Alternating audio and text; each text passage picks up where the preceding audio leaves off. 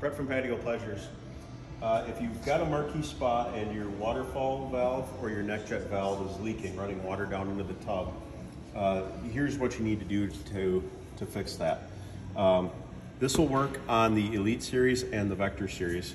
This is a waterfall valve on this tub. This is the Woodstock Elite.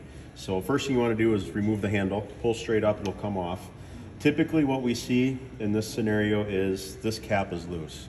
How that happens is when this handle is on, these three tabs will act like the safety lid on a medicine bottle, like a child-proof medicine bottle. So what happens is people tend to clamp down on it, and as they turn it, they loosen this top cap.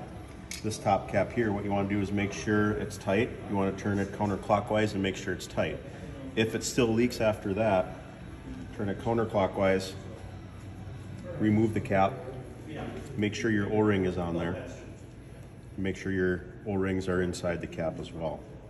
Also, if your waterfall or your neck jets do not shut off, that is because this little insert is wore out. If it does not remove with your fingers, what I like to have is a little pliers. Grab the top. It shouldn't take a whole lot of pressure, and you can remove the insert. Usually it's this rubber piece that goes bad. You can get these and replace them. All you have to do is drop it back in. Make sure it's fully seated in the valve. Make sure your O-rings are all back in place.